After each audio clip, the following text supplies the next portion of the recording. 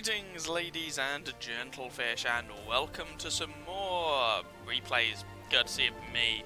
So, you know, temper one's expectations. I'm not Puffs or Sumgrass. Anyway, these games are going to be in a couple of those reward tanks that Wargaming, I was about to say Games Workshop, but anyway, Wargaming have given out to people at their birthday event over the last few years. They're sort of old tanks that Wargaming have revamped and put back in as gift tanks. So we're kicking off proceedings here with one of the more recent ones, I suppose. This is, of course, the Super Chaffee, Tier 6 American light tank. And you can see straight away we have spawned on Kampanovka. Oh ho ho ho. Now, this was kind of one of the earlier games that I had in this tank. So, I was still getting used to the thing at the time when I played this, if memory serves. And I've noticed that with a lot of these machines that Wargaming has sort of brought out to celebrate their birthday, people have an impression of what they should be like that is not necessarily correct. And the most prominent example for me is the Super Chaffee. Now, for anyone who doesn't know, I started playing this game a wee while ago, back in 2012, I believe it was, that I started. Wasn't an alpha tester or a beta tester or anything like that, but I've been doing this a while. And the Chaffee, at the time, was a Tier 5 American light tank, as it is to this day. And it was my first high-tier light tank.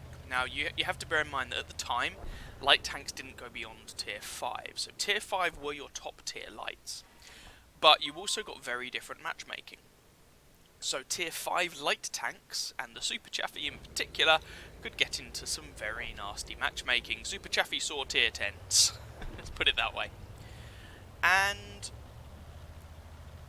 when people got hold of this thing... sorry, let me finish my actual train of thought. I loved this tank. I thought it looked adorable, like the cutest little tank in the world. I thought it was fun. I loved everything about this thing. And then Wargaming killed it. They essentially deleted it. Well, so what they did is, they kept the M24 Chaffee at Tier 5, but they took away the horrendous matchmaking. They took away the punchy 76mm guns. You got this little low velocity 75mm gun anyway, basically the gun you get on the Sherman. They took away this big cute turret and gave it this dinky little thing. And then they put in another light tank at Tier 6 that looked visually very much like the old Chaffee, with a kind of similar gun, but with what was then Tier 6 light tank matchmaking, which still wasn't as bad as the Chaffee used to get at Tier 5, and called it a day. And lots of people were like, oh, well, if you're annoyed that Wargaming have got rid of your Tier 5 Chaffee, just play the T-37 at Tier 6. It's basically the same thing. No, it's really not. For starters, the T-37 was much faster. The Chaffee was never a very fast light tank. Until, well, originally it was never a very fast light tank. It was agile, it was nimble, but it was relatively tall. You can see it. I mean, this is the old Chaffee model, essentially. It's quite a chunky light tank. It's relatively tall. Goodbye, Tiger. And it's actually kind of slow. And people forget that the top speed was actually less than 60 kilometers an hour. And so when the Super Chaffee came out, everyone was going, oh, it's so slow, they've ruined the Chaffee. Oh, Chaffee used to be really quick. No, it didn't. You're wrong. You're just incorrect. Now, is the Tier 6 Super Chaffee the most amazingest light tank in the world? No. I mean, you can see in this game here, and I haven't really talked much about the game yet, but you can see in this game here, we've got, in particular, the AMD 178B, the French Tier 6 wheeled light tank, which I've not played yet, but apparently is very good. It seems very good. So, no, The Super Chaffee isn't the most amazingest light tank in the world ever. But, oh, it makes me nostalgic. I love playing this little thing. It's so much fun. And you can see the gameplay here. Like, you are not an incredibly fast light tank that is going to go, ooh, hello Nashorn, that is go and scout all the things, active spotting and all that jazz. What you get with the Chaffee, or the Super Chaffee these days, and what you used to get with the Tier 5 Chaffee, is a relatively punchy gun.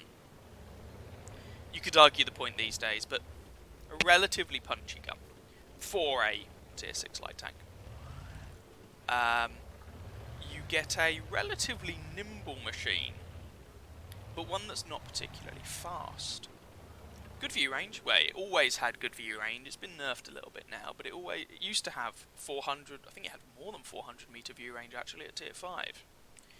I think it was 410 or 420. Anyway, really good view range. And you could just be a little terror. In the hands of a competent player, a Chaffee, even in a Tier 10 game, could be a real menace back in the day. And it's kind of a similar shtick with the Super... I mean, it is the same shtick with the Super Chaffee here. It's not as good, tier for tier, as the old Chaffee used to be, but at the same time you don't get the same horrific matchmaking, you just get regular tier 6 matchmaking these days. So you're not going to meet those tier 10s. And kind of me misses that. And that might sound weird, but there was a certain gleeful joy. Right, so being in a tier 10 match in a tier 5 light tank, obviously was an uphill struggle. You know, it doesn't take a genius to work out that you are not the most powerful machine in this game. But taking your little tier 5 light tank out and having a really good game against tier 10s was awesome. I remember one instance where I think in my little Chaffee I ended up circling, it might have been a tank destroyer, I think it was a tier 8, tier 9, something like that. And I was just able to get round the sides, around the rear, and just kill him, nickel and dime him to death. And this is in my early days of playing this game, and it was one of the first times I'd ever done that. And it felt good. Like, I was the underdog, and I'd kicked the crud out of this guy.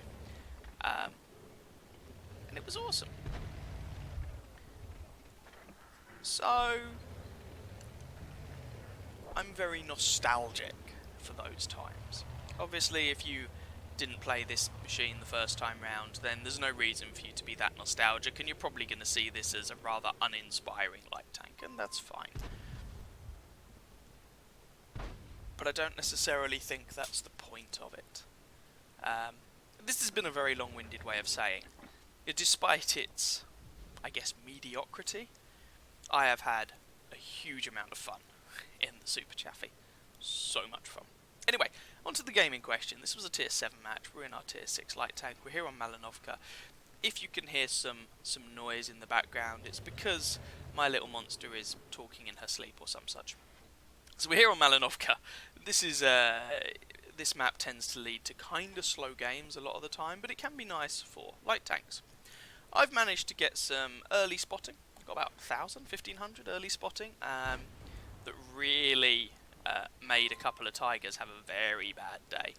And we've just pushed up our team's vision, keeping things spotted, putting a few shots ourselves. But we're really playing the stereotypical light tank role. I'm trying to be very careful with my trigger finger here. As tempting as it is to put a HE round into that Super Hellcat because om nom nom tasty damage nom, I'm trying to resist because om nom nom tasty spotting nom, essentially. We're winning this 8-7, but if you look at the hit points, it's pretty much even in that regard, so we do still have to be careful here. There's a T-25 too, who's on very low health. Our team has essentially won the hill and are pushing through that American tank destroyer, so he should go down in relatively short order, but we could easily, for example, lose the Tiger P in the process. There's no artillery in this game, which potentially hampers or has hampered my attempts to have an impact here, because with some artillery, I imagine the Nashorn and the Super Hellcat would likely both be dead that I've been spotting out. But anyway, we shall see.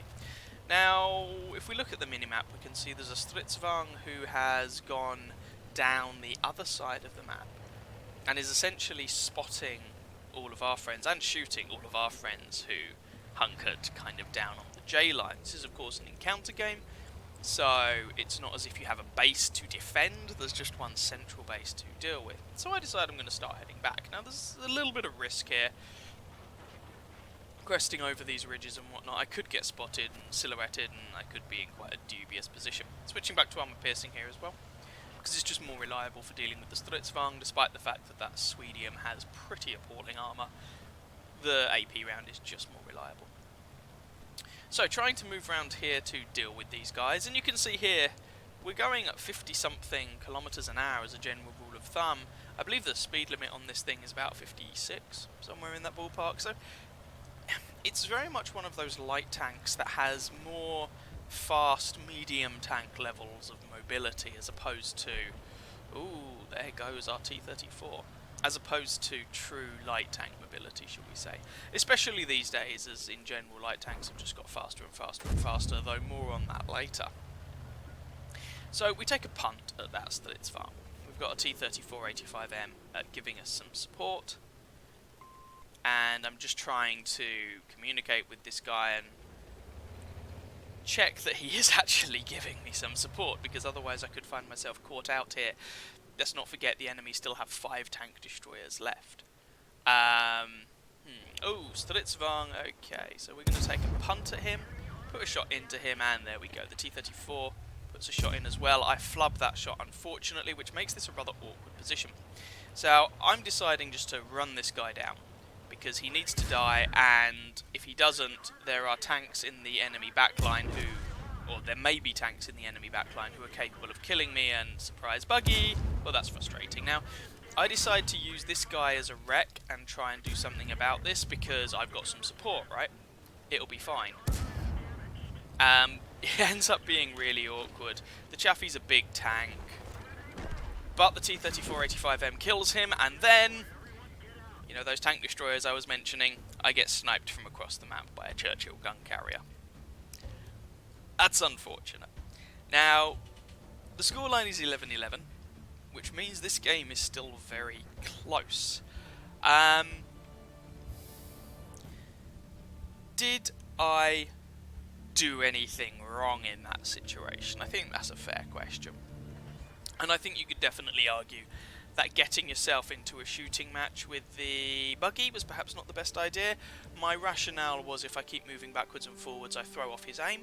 I've got a wreck in front of me which can help, and that buggy was using the big gun. You can see he hit me for over 300 there, and so his aiming stats are terrible.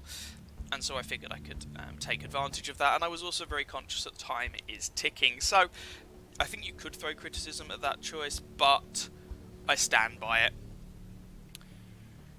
Now, there are 2 of them left, and there's 2 minutes left on this game. The Tiger P seems to have come to the conclusion that we're never going to find them. However, it's a Nashorn and a Churchill gun carrier.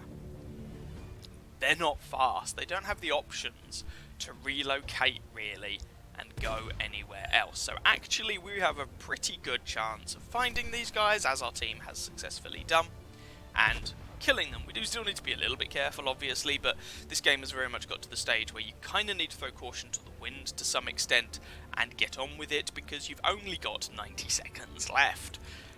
And if you draw, that's essentially a loss for everybody involved in every way that matters. Churchill gun carrier is advancing on our T-34-85M, who appears to be firing high explosive. Thankfully, the T-25 is on the ball and kills him, and that just leaves this Nashorn. He's been spotted. Surely he's not long for this world, and there we go. Tiger P manages to take him out, and that is the game. So let's have a look at those stats. So not some like super carry game or anything, very much more of a slow and steady style match there, but still that gave me plenty of time to waffle on about a machine that I am a big fan of. Not because it's amazingly good, just because I love it. And that game actually ended up being good enough for an ace, which I wasn't expecting. But I get the impression people in general don't do that well in the Super Chaffee, so if you kind of like it, maybe if you've got experience in tanks like this, then aces aren't that difficult to get hold of, and perhaps that will extend to marks of excellence as well. I don't know. I've not tried. I've not looked into it. So that was enough for an ace tanker, spotter, fire for effect, and a patrol duty medal, which is always nice to get in your light tank. So happy with that. We also managed 1,172 of our own damage, got 2 kills, 1,186 base experience, puts us at the top of our team by XP, although only just. The Tiger 131 also had a good game. Now for a tier 6 these days, 1,186 base XP is actually quite a low ace tanker. One thing I suppose you have to bear in mind with these sort of reward tanks is because they're given to literally everybody, as long as you've been playing the game for long enough, and you're there for the birthday event, then it's not as if it's played by just the good players or something. You know, you get a whole range of people playing it, even if they're not very good in it. So that probably drags the ace requirements down a little bit, to be fair. 15 shots fired, 12 hits, 11 pens, which isn't too bad, especially given that gun isn't the most accurate gun in the world. 1,172 damage, most of which done from relatively close range actually. 3 hits received, 3 penetrations, light tank, armour, nah. 5 enemy vehicles spotted, 4 damage, 2 destroyed, 3,223 assistance damage, 2.61 kilometers travelled. And even with the standard account, that was sort of a 25,000 credit game, even though we died. So that ended up being a pretty successful game, all things considered. And I had a lot of fun playing that. Now, we have got another similar kind of machine for you. It's another one of those reward tanks that Wargaming have given out for their birthday celebrations. So here's our second match, and you might be able to see here I was quite late loading into this one. And we're in the T50-2. Now, my experience of this tank could barely be more different to my experience of the Chaffee and subsequently Super Chaffee. This is another one of those tanks that Wargaming gave out as a reward to people on their birthday, which is nice. But unlike a lot of people who I think have Soviet light tanks as their first experience of light tanks in this game, and probably a lot of the bits of the Soviet tech tree are their first experience, I cut my teeth on initially German light tanks and then subsequently American light tanks. So I was quite late to the Soviet light tanks in the game, so I never played this thing the first time around. I was on the receiving end of this thing quite a lot, but I never played it. So the T50-2. For anyone who wasn't around at the time, this thing used to be an absolute terror. It was small, it was very fast, especially back in the day before physics had properly been implemented. That meant this thing wouldn't flip, it could do stupid manoeuvres, it could push itself over ridge lines and do whole bunches of funky things. It also, whilst the armour wasn't thick, the armour did have some angles, so people did get some weird, frustrating bounces on the thing. Now, you might wonder what the hell I'm doing in this game. So this is one of my very first games in the T50-2 from memory, and I'd been having connection issues at the time. So you could see I was slow loading into the game, and I'm having issues controlling the tank in this, or I had been having issues controlling tanks on this for a few days. And so I was kind of just driving around in part to see how my connection was going to go, and also because I didn't want to expose myself and leave myself in a vulnerable position where I was relying on being able to react and move and then not be able to react and move. And I'm just trying to also work out what on earth I'm going to do, because our team has pushed up the 1 and 2 lines but not really broken through the 1 and 2 lines, and our team in general is getting pretty handily hammered. So the question is, what is one going to do about it? So far I have achieved nothing. Yeah. Now I would like to highlight, by the way, that the T50-2 that is now in the game is not as ridiculous, at least relative to the game in general, as the T50-2 used to be. There's the first kill. Because you have physics in the game now, you have wheeled light tanks in the game now, which kind of do what this thing used to do, in a way, relative to the rest of the game, I suppose. Oh, there's a P43. And so this thing's mantle has sort of been stolen to some extent. The same is true of the Super Chaffee as well. Now, whilst I didn't have that sort of great nostalgic feelings about this tank, I have still enjoyed playing it. Anyway, onto the actual game. I'm trying to make myself useful here. We do have artillery in this match, which could be good, could be bad. I'm trying to play it cautiously, and essentially I'm just holding the fort. We've got a lot of lightly armoured, fast lightly armoured enemies who pushed up this flank. Oh, that was a lucky shot. Light tanks, medium tanks, and the like. And I'm happy to try and engage those guys. I have a pretty fast-firing 57mm gun, which can do a respectable amount of damage given half a chance. And managed to chip that AMX down nicely. And, I was about to say I didn't really want to take on the KV-85 or the T-150, but they have both gone to a better place. Hurrah. Our team has actually managed to even this up a little bit, which is nice. And I see an opportunity here. So the enemy buggy is closing in on our friendly buggy. The friendly buggy, you'd think, given the hit points there, should be able to handle himself, but I see the opportunity for a sneaky little assassination. Unfortunately for me, he appears to be looking at me for some reason. I assumed he'd be looking a different way, but whatever. I take a hit, and he is dead. So, the assassination didn't go quite as planned, but we're just going to run with it. Now, where is everybody else? Ooh, that seemed like an artillery shell. Interesting. Okay. Oh, there goes our Skoda. Alright, so we're 2 tanks down. Okay, we're 1 tank down. And we're also... Well, no, not and we're also... But we're up on hit points. Now, I'm pretty sure the enemy M44s are gunning for me, or at least one of them has been. So I don't want to sit still. I want to keep moving. That AMX-12T is going for our artillery, but is on very low health, and I'd be very surprised if... Oh, our Firefly didn't get him, but surprise Achilles. Oh, dear, dear, dear, dear, dear. This is a problem. But that guy is only turning his turret, not his hull. He is presumably quite a new player to this game. And so I can take advantage. He puts 1 shot into me. But he's going to regret it. He needs to turn his hull along with his turret to have any chance of effectively engaging me, and he's just not. 1 or 2 more shots. 1 shot more, and he's just being hideously embarrassed, and he is kill number 3. So, yeah, in that situation, you've got a tank destroyer, he's got a turret. Move the hull as well. The turret turns really slowly. I mean, that's just generally good advice against light tanks. Anyway, surprise Sherman. He actually bounces on me, see what I mean about those armor angles, and we execute him.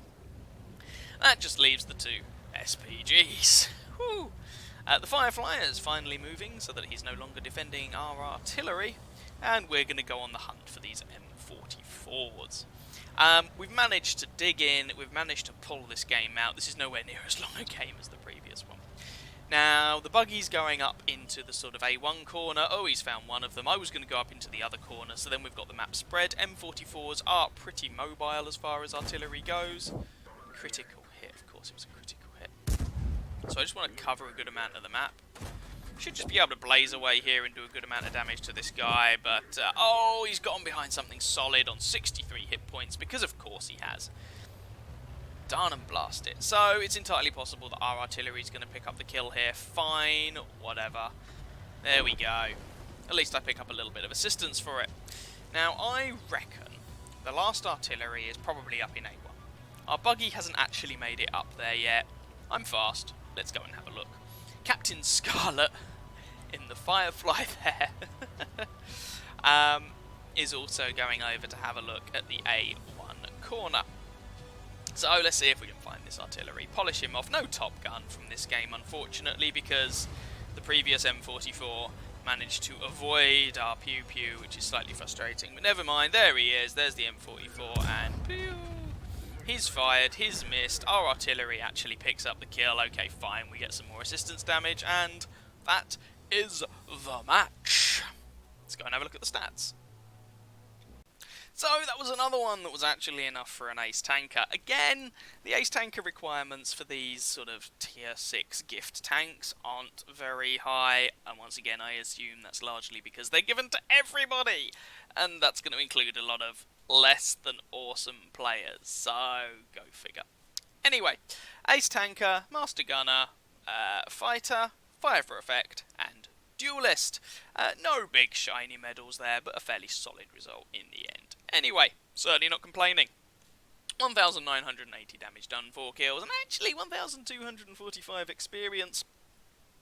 It's not bad. It's actually better than the Super Chaffy game. It was a bit more frantic, nowhere near as much spotting, but more actual damage and definitely more kills, and we didn't die, which is nice. At the end there, the remaining team members for us just managed to pull our team across the line, really.